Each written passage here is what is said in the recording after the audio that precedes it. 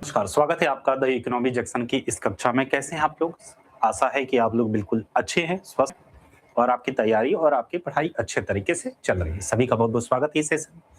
सभी लोग यहाँ पे आ जाएँ। आज हम लोग बात करेंगे मार्जिनल स्टैंडिंग फैसिलिटी के बारे में बात करेंगे, एमएसएफ के बारे में बात करेंगे, ठीक है? सीमांत अस्थायी सुविधा के बारे में चर्चा करेंगे, सारी बातों को समझेंगे। इसको समझने के बाद आज हम इस पे ये चर्चा करेंगे कि अभी तक के हम लोगों ने जितनी भी सारी मॉनेटरी पॉलिसी के अंतर्गत क्वांटिटेटिव मेथड को देखा, हम कहते आए हैं कि सारा का सारा कंट्रोल जो है रिजर्व बैंक ऑफ इंडिया के हाथ में। रिजर्व बैंक ऑफ इंडिया जो है इसका सारा का सारा प्रयोग करता है। लेकिन वर्तमान में रिजर्व बैंक ऑफ इंडिया के साथ साथ ये काम जो है मॉनेटरी पॉलिसी कमिटी करता है, यानी एमपीसी मॉनेटरी पॉलिसी कमिटी के माध्यम से इन सारी चीजों का समायोजन होता है, सारी चीजों का कंट्रोल होता है। तो हम सबसे पहले क्वांटिटेटिव मेथड का ही ये एक पार्ट है एमएसएफ, ये देखेंगे। फिर देखेंगे कि टोटल जितना हम लोगों ने देखा क्वांटिटेटिव और आगे जो क्वालिटेटिव मेथड देखेंगे, इसका संचालन, निर्धारण, इस पे फैसला लेने का अधिकार कौन करता है? तो इस पे फैसला लेने का अधिकार जो है मॉनेटरी पॉलिसी कमिटी करता है, ठीक है? तो एमपीसी के बारे में भी देखेंगे। तथ्यात्मक है, यहाँ पे ज्यादा कुछ समझने वाली चीज नहीं है, बस यहाँ पे सीधे तौर पर याद करने वाली चीज है, फैक्ट है, कॉन्सेप्ट न के बराबर है, ठीक है? चलिए, तो आइए देखते हैं। सबसे पहले हम एमएसएफ के बारे में चर्चा करते हैं। शुरुआत करते हैं। हेडिंग यहाँ पे दे देंगे एमएसएफ, हेडिंग यहाँ पे दे दीजिएगा एमएसएफ, ठीक है? चलिए, हेडिंग दे देंगे एमएसएफ।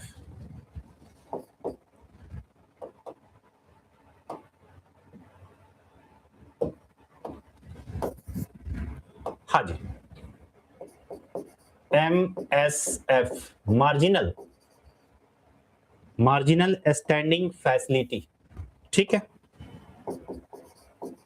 मार्जिनल स्टैंडिंग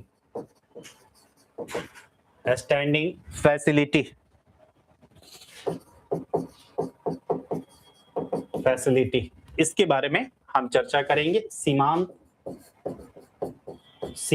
अस्थायी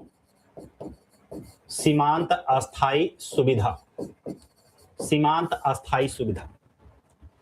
एक टर्म आता है जिसको हम कहते हैं LAF।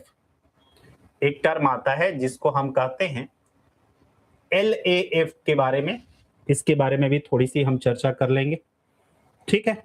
चलेंगे, तो यहां पे हेडिंग डाल लीजिएगा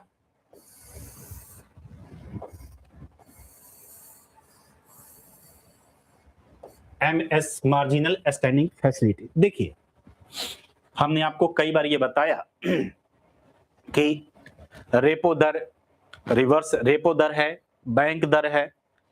इसके माध्यम से, रेपो दर और बैंक दर के माध्यम से हमने देखा कि बैंक जो है रिजर्व बैंक ऑफ इंडिया से उधार लेते हैं। पहले हम लोग पढ़ चुके हैं रेपो दर क्या होता है, बैंक दर क्या होता है, ये पहले से पढ़ चुके हैं।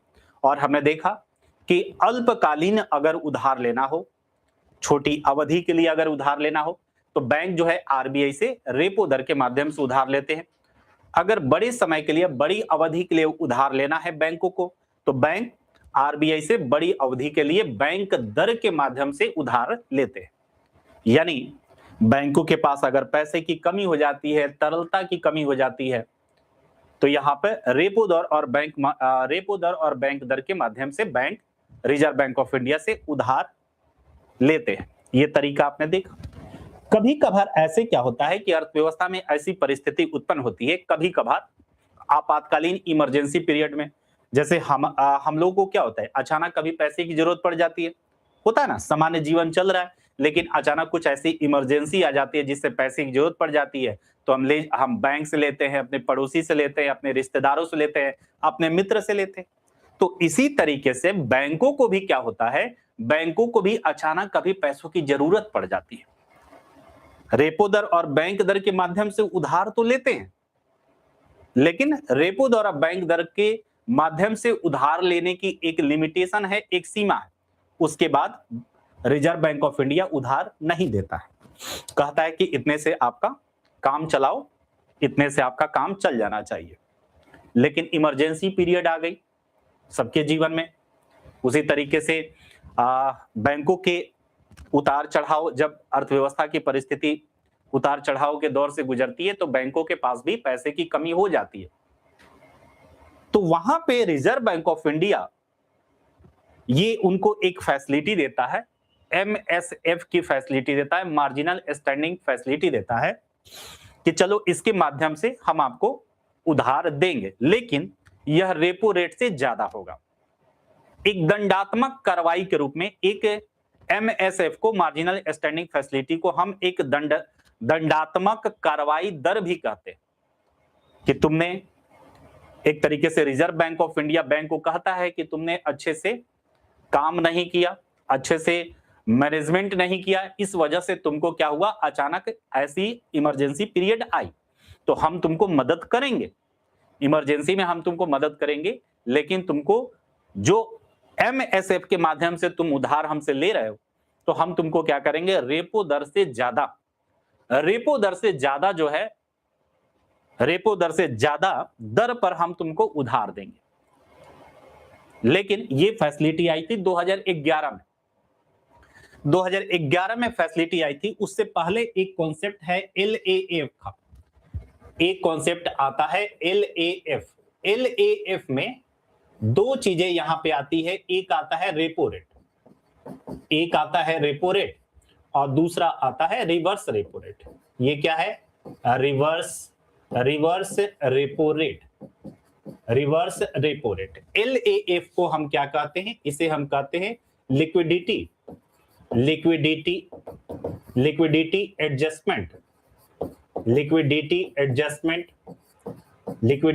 एडजस्टमेंट फैसिलिटी, यानी तरलता समायोजन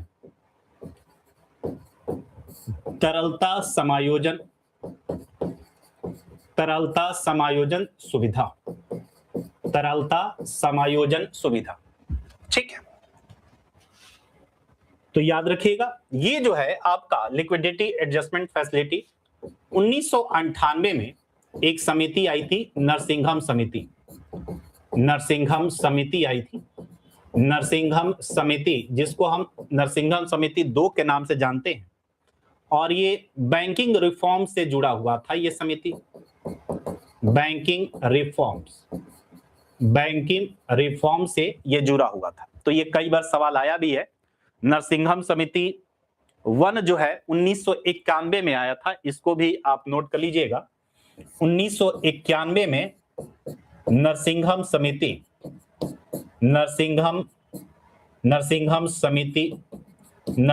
समिति 1 आया था। ये दोनों बैंकिंग रिफॉर्म से जुड़ा हुआ है। तो 1991 में हमारे देश में एक बहुत बड़ा नया आर्थिक परिवर्तन हुआ, जिसको न्यू इकोनॉमिक पॉलिसी के नाम से जानते हैं, जिसमें LPG लाया गया। और उसी समय बैंकों में बैंकिंग सिस्टम में बहुत बड़े सुधार के तौर पर नरसिंघम समिति को नियुक्ति की जाती है, और नरसिंघम समिति बहुत तरह के सुझाव देते हैं कि बैंकिंग रिफॉर्म्स में ये चीज चेंज करना चाहिए। ठीक है, तो नरसिंघम समिति पर बाद में कभी बात करेंगे। यहाँ पे हम आपको बता रहे हैं कि पहला नरसिंघम समिति 1 जो है 1991 में आया था, और 1998 में नरसिंघम समिति 2 आया था। और इसी नरसिंघम समिति के तहत LAF की अवधारणा आई, लिक्विडिटी एडजस्टमेंट फैसिलिटी की अवधारणा आई, कि किस तरीके से बाजार में तरलता का समायोजन किया जाए, किस तरीके से बाजार में तरलता को क्या किया जाए, समायोजित का मतलब जितना जरूरी है बाजार में उतना तरलता उपलब्ध रहे, बाजार में जितना पैसे की जरूरत है उतना ही उपलब्ध रहे। और ये रेपो रेट और रिवर्स रेपो रेट की कॉन्सेप्ट आया, यानी LAF के अंतर्गत रेपो रेट और रिवर्स रेपो रेट को रखा जाता है। ठीक, तो ये तो आपका 1998 के नरसिंघम समिति में। अब आया बाद में क्या हुआ कि बाद में सीमांत अस्थायी सुविधा, याद रखिएगा यहाँ पे 2-3 पॉइंट आप नोट कर लेंगे, यहाँ पे 2-3 पॉइंट आप नोट कर लेंगे कि यह अवधारणा जो है ना, यह अवधारणा 2011 में आई। ठीक, 2011 में आई, और MSF बराबर जो है ये रखा गया कि रेपो दर से 1% ये ज्यादा होगा, रेपो दर से क्या होगा, ये 1% ज्यादा होगा। ठीक, ये शुरुआत में, ये क्या था, शुरुआत में ऐसा शुरुआत में था कि एमएसएफ के माध्यम से अगर बैंक उधार लेंगे, आपके इमरजेंसी पीरियड में रिजर्व बैंक ऑफ इंडिया आपकी मदद करेगा। तो एक दंडात्मक कार्रवाई करते हुए कि आपको ऐसी सिचुएशन क्यों आई, ऐसी इमरजेंसी क्यों आई, आपको एक दंडात्मक कार्रवाई दर देना पड़ेगा, जिसको नाम दिया गया एमएसएफ, और वो रेपो दर से 1% ज्यादा होगा। लेकिन वर्तमान में इसमें उदारता देखी गई है। वर्तमान में इधर रिजर्व बैंक ऑफ इंडिया ना उदार हुआ है, ये 1% ज्यादा ना हो के वर्तमान में क्या है, मात्र 0.25% ज्यादा है। यानी वर्तमान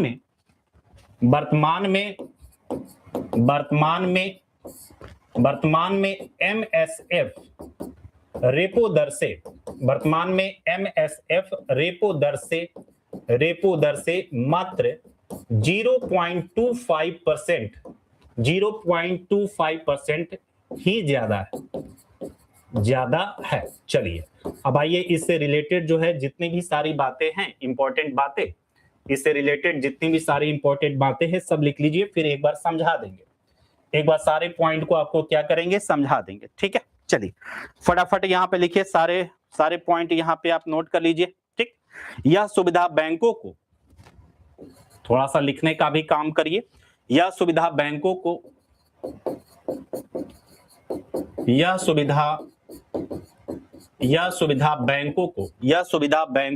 आरबीआई से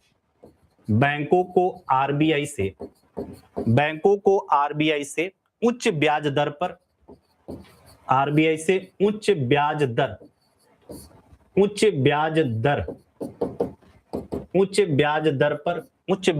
पर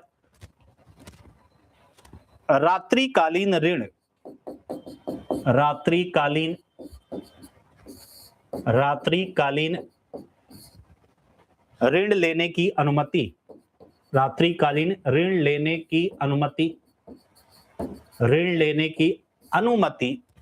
देती है। ठीक है, चलिए ये सारे के सारे इंपॉर्टेंट पॉइंट्स में इसको आप नोट करिएगा, इंपॉर्टेंट पॉइंट्स में इसको आप नोट करिएगा। ठीक है, आगे अगला पॉइंट, यहां पे अगला पॉइंट, हाँ जी, अनुमति देती है जिससे, इसी में लिखेंगे जिससे उन्हें नकदी की कमी,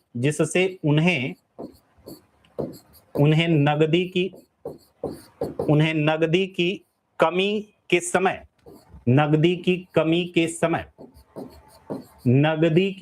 के समय अपनी तरलता आवश्यकताओं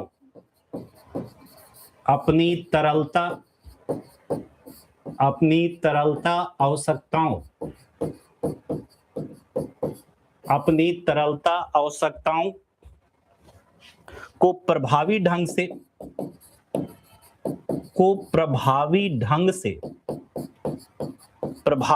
से प्रबंधित करने के लिए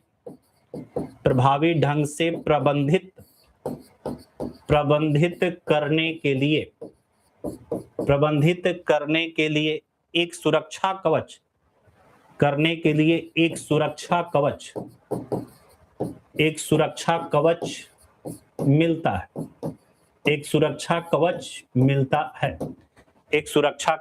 मिलता है। चलिए इतना लिखेंगे, और कुछ पॉइंट है इसमें नोट कर लीजिएगा। आगे,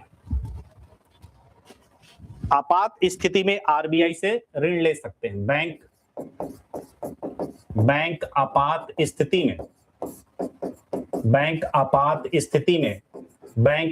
स्थिति में आरबीआई से ऋण ले सकते हैं।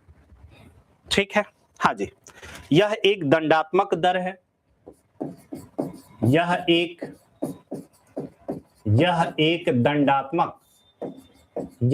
दंडात्मक दर है जिस पर बैंक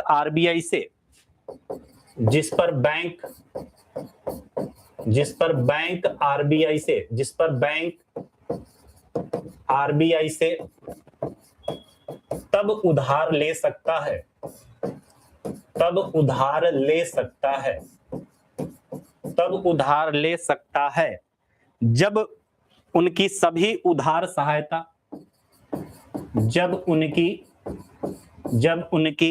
सभी उधार सहायता, जब उनकी सभी उधार सहायता, सभी उधार सहायता समाप्त हो चुकी है, उधार सहायता समाप्त हो चुकी है, समाप्त हो चुकी है। और यह जो है एमएसएफ जो है, एमएसएफ जो है ये सामान्यतया रेपो रेट से, ये रेपो रेट से ज्यादा होता है। एमएसएफ जो है सामान्यतः ये क्या होता है, रेपो रेट से ज्यादा होता है। आगे लिखेंगे एसएलआर पोर्टफोलियो से, एसएलआर पोर्टफोलियो से, एसएलआर पोर्टफोलियो से, एसएलआर पोर्टफोलियो से एक सीमा तक, एक सीमा तक, एसएलआर पोर्टफोलियो से एक सीमा तक धन का उपयोग, धन का उपयोग, धन का उपयोग कर सकते हैं, धन का उपयोग कर सकते हैं, कर सकते हैं। एमएसएफ के तहत बैंक अपनी, एमएसएफ के तहत बैंक अपनी, बैंक अपनी, एमएसएफ के तहत बैंक अपनी एनडीटीएल के 1% तक, एनडीटीएल के 1% तक धनराशि, 1% तक धनराशि उधार ले सकते हैं, धनराशि उधार ले सकते हैं। ठीक है। बैंक शनिवार को छोड़कर, बैंक शनिवार को, बैंक शनिवार को छोड़कर, बैंक शनिवार को छोड़कर सभी कार्य दिवसों में, बैंक शनिवार को छोड़कर सभी कार्य दिवसों में, सभी कार्य दिवसों में एमएसएफ के माध्यम से, एमएसएफ के माध्यम से, एमएसएफ के माध्यम से ऋण, एमएसएफ के माध्यम से ऋण ले सकते हैं, माध्यम से ऋण ले सकते हैं। आरबीआई द्वारा आवेदन स्वीकार करने की, आरबीआई द्वारा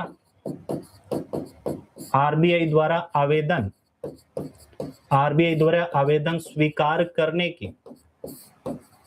आरबीआई द्वारा आवेदन स्वीकार करने की न्यूनतम राशि 1 करोड़ रुपए है। स्वीकार करने की न्यूनतम राशि 1 करोड़ रुपए है।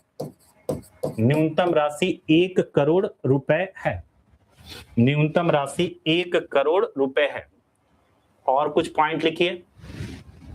1 करोड़ रुपए है और उसके बाद 1 करोड़ रुपए, और उसके बाद 1 करोड़ रुपए के गुणकों में, 1 करोड़ रुपए के, 1 करोड़ रुपए के गुणकों में, 1 करोड़ रुपए के गुणकों में आवेदन स्वीकार किए जाते हैं। गुणकों में 1 करोड़ रुपए के गुणकों में आवेदन स्वीकार किए जाते, आवेदन स्वीकार किए जाते हैं। आगे इतना हो गया, आवेदन स्वीकार किए जाते हैं।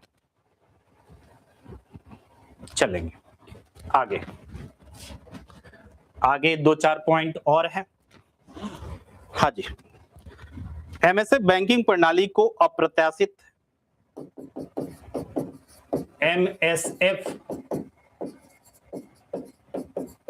बैंकिंग सिस्टम यानी बैंकिंग प्रणाली, बैंकिंग प्रणाली, एमएसएफ बैंकिंग प्रणाली को अप्रत्याशित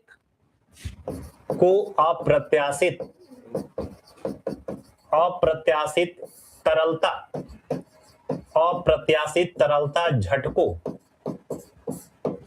झटकों से बचाने के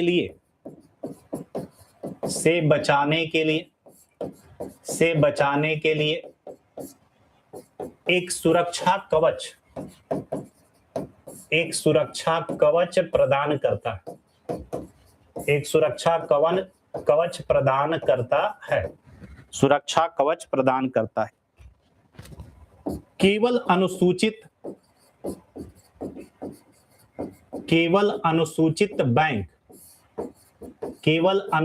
बैंक यानी शेड्यूल बैंक,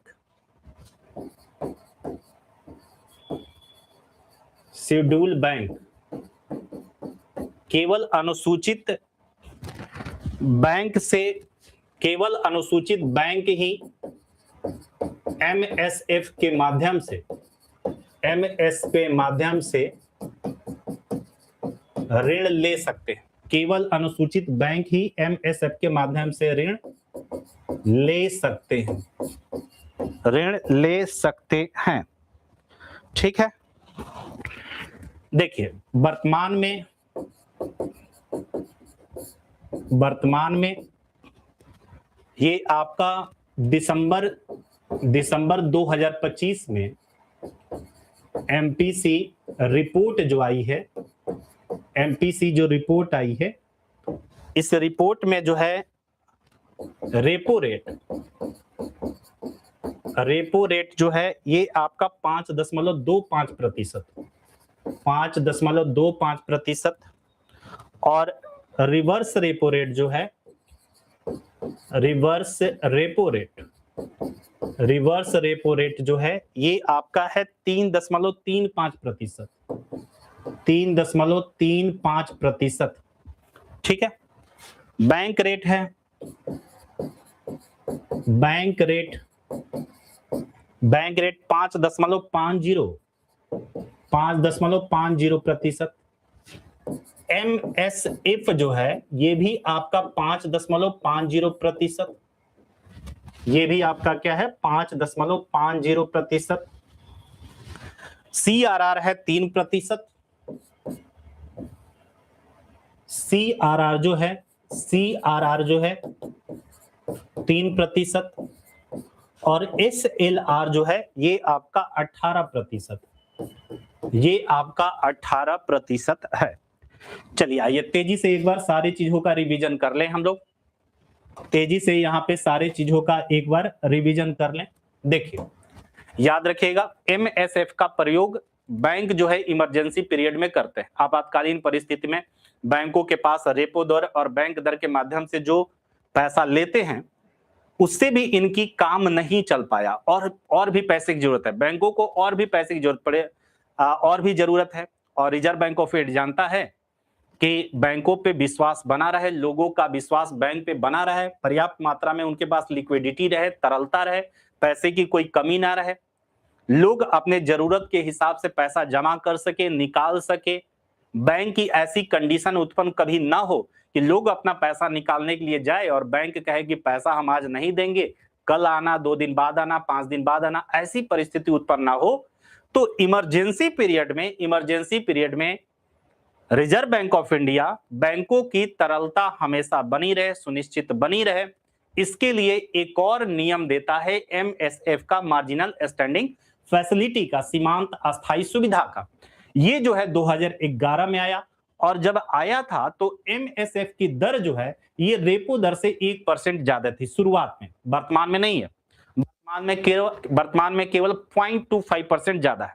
ठीक है, वर्तमान में मार्जिनल स्टैंडिंग फैसिलिटी रेपो दर से मात्र 0.25% ही ज्यादा है।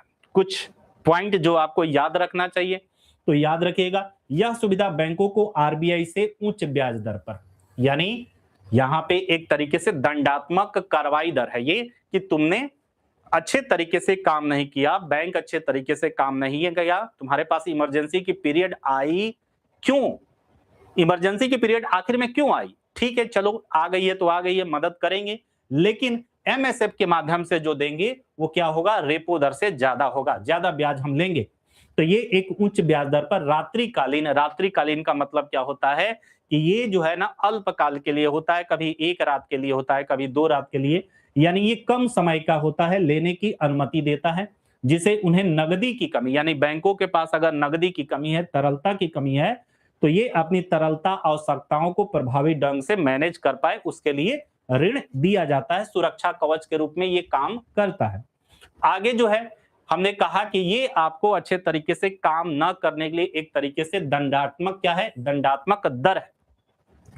आरबीआई से तब उधार ले सकता है जब बैंकों को हर जगह से, पहले तो बैंक क्या करेंगे? पहले बैंक आपस में मैनेज करेंगे कि पीएनबी कहेगा एसबीआई से कि भैया आज हमें 1-2 दिन के लिए पैसा दे दो, 100 करोड़ दे दो, 500 करोड़ दे दो। अगर किसी कारण से बैंक को कहीं से मदद नहीं मिला, बाजार से भी मदद नहीं मिला या अपने सहयोगी बैंक से भी मदद नहीं मिला, तो अल्टीमेटली क्या है? बैंकों का bank reserve bank of India है, तो लास्ट में वो रिजर्व बैंक ऑफ इंडिया के पास जाता है। तो सभी उधार सहायता जब समाप्त हो गई रहती है, तब बैंक जो है आरबीआई के पास जाते हैं और कहते हैं कि भैया आप एक काम करो, एमएसएफ के माध्यम से हमको ऋण दे ही दो। भाई मजबूरी में सब कोई फायदा उठाता है ना, आप भी मजबूरी में किसी से उधार लेने जाइएगा ना, तो ब्याज की दर ज्यादा लेगा, ब्याज की दर कहेगा इतना पे देंगे, ठीक है, चलेंगे। तो ये क्या है? देखिए एसएलआर में एक कोटा होता है, आप जानते हैं एसएलआर में एक पोर्टफोलियो होता है, आप जानते हैं एसएलआर जो है नगद के रूप में भी रखी जाती है, सोने के रूप में भी रखी जाती है और सरकारी प्रतिभूति के माध्यम से भी रखी जाती है। तो एसएलआर में एक कोटा होता है क्या? गवर्नमेंट सिक्योरिटीज का एक कोटा होता है, समझ में आ गया? Generally reserve bank of India इजाजत नहीं देता है कि एसएलआर कोटा का उपयोग तुम करो लेन देन में, नहीं देता है। आपको शुरू में ही बताया था कि एसएलआर जो है बैंकों को हमेशा अपने पास सुरक्षित रखना होता है और सीआरआर जो है रिजर्व बैंक ऑफ इंडिया खुद अपने पास रख लेता है। तो एसएलआर में कोई छेड़छाड़ नहीं होनी चाहिए, लेकिन यहां इमरजेंसी की बात है, इमरजेंसी आपातकालीन परिस्थिति है। तो यहां पे जो केवल अनुसूचित बैंक जो रिजर्व बैंक ऑफ इंडिया के अनुसूची 2 में शामिल है, अनुसूची शेड्यूल 2, अनुसूची 2 में जो शामिल बैंक हो, केवल उन्हीं को इजाजत देता है, सबको इजाजत नहीं देता।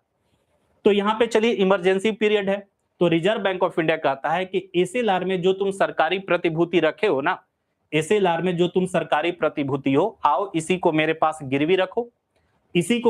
गिरवी रखो और उसके बदले उधार लेके जाओ। समझ में आ गया? तो इसीलिए यहां पर लिखा गया एसएलआर पोर्टफोलियो का मतलब एसएलआर में रखी गई सरकारी प्रतिभूति के माध्यम से उधार देने की इजाजत देता है।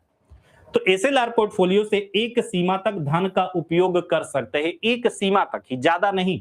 एमएसएफ के तहत बैंक अपनी एनडीटीएल के 1% तक, ये याद रखिएगा, एमएसएफ के माध्यम से इमरजेंसी पीरियड में बैंक जो है अपनी नेट डिमांड टाइम लायबिलिटी का, एनडीटीएल का 1% तक धनराशि उधार ले सकता है। 1% तक, ज्यादा नहीं, 1% तक उधार ले सकता है। और ये कहता है कि शनिवार को नहीं देंगे, शनिवार को छोड़कर बाकी जो बचा कार्य दिवस है उसमें आना मेरे पास। तो बैंक शनिवार को छोड़कर सभी कार्य दिवसों में एमएसएफ के माध्यम से ऋण आरबीआई से ले सकते हैं। आरबीआई द्वारा आवेदन स्वीकार करने की न्यूनतम राशि जो है 1 करोड़ है। आरबीआई कहता है कि न्यूनतम 1 करोड़ देंगे, न्यूनतम 1 करोड़, और मैक्सिमम कितना? मैक्सिमम एनडीटीएल का 1%, ये मैक्सिमम है, ठीक है। तो न्यूनतम आवेदन तुम्हारा हम तभी स्वीकार करेंगे जब मिनिमम 1 करोड़ हमसे लोगे। अगर कहोगे कि भैया 50 लाख दोगे तो कहेगा भागो यहां से, ठीक है। तो आरबीआई द्वारा आवेदन स्वीकार करने की न्यूनतम राशि 1 करोड़ है और मैक्सिमम राशि जो है एनडीटीएल का 1%। हर बैंक का एनडीटीएल अलग अलग होता है, हर बैंक का एनडीटीएल जो है ना वो अलग अलग होता है। एसबीआई का जाहिर सी बात है कि एसबीआई भारत का सबसे बड़ा बैंक है तो उसका एनडीटीएल ज्यादा होगा। तो एनडीटीएल हर बैंक का कम या ज्यादा होता है। तो ये क्या है? एनडीटीएल का 1% मैक्सिमम देगा, न्यूनतम 1 करोड़ देगा और उसके बाद उसके 1 करोड़ का गुणक, 1 करोड़ का गुणक 2 करोड़, 3 करोड़, 4 करोड़, 10 करोड़, 5 करोड़, 1.5 करोड़ नहीं, 1.5 करोड़ नहीं, 2.5 करोड़ नहीं, 3.5 करोड़ नहीं, 1 करोड़ का गुणक, 1 करोड़ लो, 2 करोड़ लो, 3 करोड़ लो, 4 करोड़ लो, 10 करोड़ लो। तो उसके बाद 1 करोड़ के गुणकों में आवेदन स्वीकार किए जाते हैं। लास्ट में आपने देखा कि एमएसएफ बैंकिंग सिस्टम में अप्रत्याशित तरलता झटका से बचाने के लिए एक सुरक्षा कवच का काम करता है। अचानक लिक्विडिटी की कमी हो जाती है, इमरजेंसी आ जाती है, तो ये कवच का काम करता है, बैंकों को मदद करता है। ठीक है, केवल अनुसूचित बैंक ही एमएसएफ के माध्यम से ऋण ले सकते हैं। केवल अनुसूचित बैंक ही एमएसएफ के माध्यम से आरबीआई से उधार ले सकते हैं। देखिए दिसंबर 2005, 5 दिसंबर को रिपोर्ट आई थी, एमपीसी की रिपोर्ट आई थी। एमपीसी की रिपोर्ट आई थी, उसमें रेपो रेट है 5.25% और रिवर्स रेपो रेट है 3.35, बैंक रेट है 5.5 और एमएसएफ भी है 5.5। तो देखिए वर्तमान की अगर हम बात करें ना, तो वर्तमान की हम बात करें तो ये क्या है, रेपो रेट से मात्र 0.25%। शुरुआत जब हुआ था तो मात्र कितना था, शुरुआत जब हुआ था ना एमएसएफ का, तो कहा गया था कि रेपो रेट से 1% ज्यादा होगा, रेपो रेट से 1% ज्यादा होगा। अभी वर्तमान में कितना है, मात्र रेपो रेट 5.25% है, एमएसएफ कितना है 5.50% है, यानी मात्र 0.25% ही ज्यादा है। तो ये कोई लिखा हुआ नहीं है, कोई नियम नहीं है। आरबीआई उदार हो जाता है, कभी बढ़ा घटा सकता है। ठीक है, सीआरआर जो है वर्तमान में 3% है, एसएलआर जो है कितना है, ये आपका 18% है। तो इसको भी याद रखिएगा, लेकिन ये हर 2 महीने पे चेंज हो जाता है, हर 2 महीने पे चेंज हो जाता है, एग्जाम में पूछा जाता है। लेकिन आप लेटेस्ट रिपोर्ट को हमेशा पढ़ के जाइएगा। जब भी आप एग्जाम देने जाए ना, तो एक बार सर्च कर लीजिएगा कि लेटेस्ट एमपीसी रिपोर्ट, एमपीसी का लेटेस्ट रिपोर्ट क्या है, सीआरआर एसएलआर लेटेस्ट क्या है। ये तो दिसंबर है, बाद में ये चेंज हो जाएगा, तो ये सब चेंज होते रहता है। ठीक है, चलिए वर्तमान में यही है जब हम आपको पढ़ा रहे हैं। तो अब बात ये करना है कि ये सब चेंज करने का काम कौन करता है। ये सब चेंज काम करने का काम जो है ना, रिजर्व बैंक ऑफ इंडिया करती है, लेकिन रिजर्व बैंक ऑफ इंडिया अब एमपीसी के माध्यम से करती है। 2016 में मॉनेटरी पॉलिसी कमेटी का निर्माण कर दिया गया और मॉनेटरी पॉलिसी कमेटी के माध्यम से ही ये सारे निर्णय लिए जाते हैं। तो अगली कक्षा में हम बात करेंगे, अगली कक्षा में हम मॉनेटरी पॉलिसी कमेटी के बारे में बात करेंगे और जानकारी लेंगे जो ये सारा का सारा चीज करता है। ठीक है, चलिए मिलते हैं कल की कक्षा में। अच्छे से पढ़ते रहिए, समझते रहिए, नोट कर लीजिएगा, दोहरा लीजिएगा, याद करने वाली चीज है, 2-3 बार पढ़ लीजिएगा तो पूरा का पूरा क्या हो जाएगा, आपको याद हो जाएगा। चलिए धन्यवाद।